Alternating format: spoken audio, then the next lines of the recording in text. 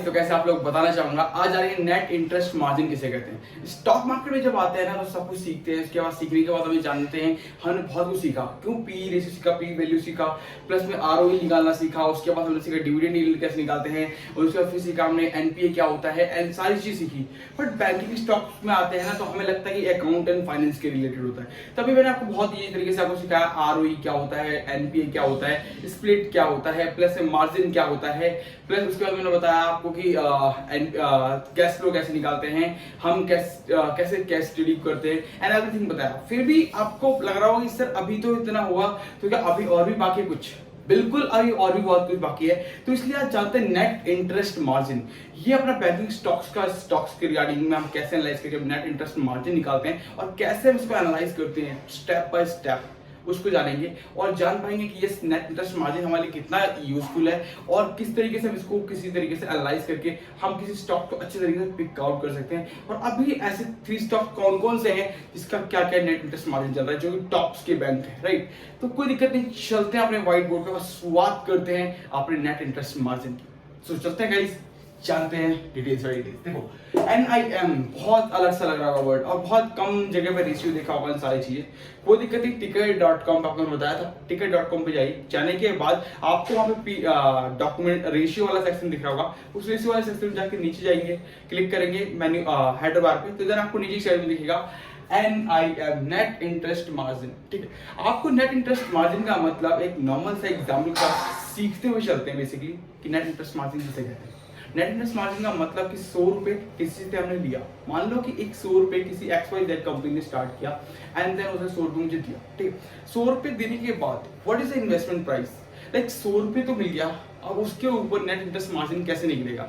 ठीक, तो XYZ किसी कंपनी के पास 100 रुपए थे, उसने क्या किया कि उस जिस कस्टमर से उसने लिए उसने बोला कि मैं आपको उसके ऊपर ब्याज दूंगा 5% का, यानी कि 100 रुपए पे 5% का ब्याज देगा, यानी कि उसको पड़ा हुआ 105 रुपए। क्यों? क्योंकि 100 रुपए वो ब्याज देगा तो वो 105 रुपए ही करेगा। ठीक, तो 105, अब उस 100 रुपए लेकर के उसने 5% के ब्याज पे लिया एंड उस 100 रुपए को उसने किसी और पर्सन को दिया 12% के ब्याज पे। ठीक है, तो उसको कितना 12% या 100 रुपए का वैल्यू को 112 रुपए कमा रहा है वो। अब 112 जब 100 रुपए की जो वैल्यू उसने ली किसी से और उसको उसने दिया 12% के ब्याज पे, तो कितना बन गया 112%, यानी 112 रुपए। तो अब सामने वाले बंदे से उसने लिया 5% में, यानी कि 112 में से 5 रुपए जाएंगे तो 107 रुपए का जो प्रॉफिट होगा, यानी कि बैंक या फिर वो पर्सन 7 रुपए के प्रॉफिट मार्जिन पे काम कर रहा है, यानी 7% के मार्जिन। राइट, तो बेसिकली ये होता है नेट इंटरेस्ट मार्जिन। बट इतना आसान हो जाए सारी चीजें सब कुछ तो अब भी समझ में नहीं आया सर, और भी दिक्कतें हैं और भी अच्छे तरीके से एग्जाम्पल मिले तो जान पाएंगे। ठीक है, कोई दिक्कत नहीं, और भी एग्जाम्पल बताता हूँ, details wise step by step चलेंगे तो जान पाएंगे कि और क्या हो सकता है NIM एग्जाम्पल के थ्रू और भी कॉन्सेप्ट क्लियर हो जाए अच्छे से। ठीक है, तो कोई दिक्कत नहीं। देखो मान लो कि 5 बैंक, आप बैंक है, ठीक है, तो बैंक होता है एक, तो बैंक के पास कोई एक बंदा तो नहीं आएगा। मैंने आपको एग्जाम्पल दिया कि 100 रुपए किसी बंदे से लिए 105 रुपए के हिसाब से, यानी 5% का इंटरेस्ट। ठीक है, एंड उसको हमने 12% के इंटरेस्ट प्राइस पे किसी और को दे दिया, यानी कि 7% का हमने बीच में एक नेट प्रॉफिट मार्जिन कमाया। ठीक है, तो नेट इंटरेस्ट मार्जिन कमाया, ठीक है, एक बंदे से।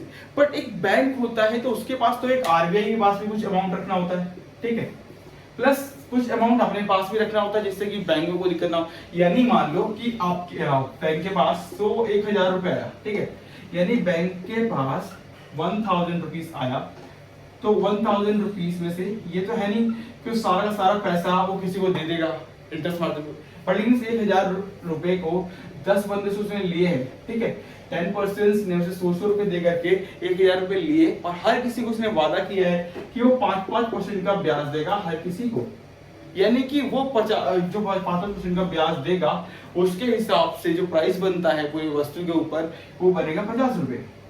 ठीक, यानी कि वो टोटल हर किसी को प्राइस देगा, 100 रुपए में 5 रुपए देगा, तो पूरा प्राइस जो बनता है 10 बंदों का वो बनता है 50 रुपए, यानी 50 रुपए उसको देने पड़ेंगे। ठीक है, तो उस तरीके से, पर लेकिन 1000 रुपए में 50 रुपए देना पड़ेगा, बट 1000 रुपए पूरे वो किसी को नहीं दे सकता, क्योंकि कुछ अमाउंट बैंक को RBI के पास प्लस कुछ अमाउंट बैंक को अपने पास रखना होता है कि कुछ भी फाइनेंशियल कंडीशंस खराब होती है तो देन वो उस तरीके से उसको मैनेज करता है। तो देखो अब यहाँ पे 1000 रुपए में 50,000 रुपए जो लिए उसने, उसको ऊपर 50 रुपए तो पक्का देना है उसे, बट उसमें से 1000 रुपए में से 900 रुपए के आसपास ही सिर्फ इन्वेस्ट कर सकता है किसी मार्केट में। यानी कि किसी को वो दे तो सकता है, बट वो सिर्फ 900 रुपए, 100 रुपए उसे जमा पूंजी रखनी पड़ेगी, 50 रुपए आरबीआई के पास, 50 रुपए खुद के पास, उसके बाद जो 900 रुपए का अमाउंट बचता है वो अमाउंट वो किसी को दे सकता है, यानी कि किसी को इंटरेस्ट दे सकता है। तो देखो ये 900 रुपए का अमाउंट जब वो किसी को 12% के ब्याज पे दे रहा है, यानी कि 12% के ब्याज पे देगा 900 रुपए का अमाउंट, ठीक है, तो देन जो उसका आंकड़ा आएगा ऑलमोस्ट वो आएगा आपका यहाँ पे, वो आएगा देखो 900 के हिसाब से जो उसका 12% निकालेंगे हम, तो आपको जो पूरा मिलेगा वो मिलेगा ऑलमोस्ट आपको 95 समथिंग रुपीस के आसपास आपको पड़ेगा, ठीक है। 12% इसका जो होगा वो आपको 95 समथिंग रुपीस का आएगा।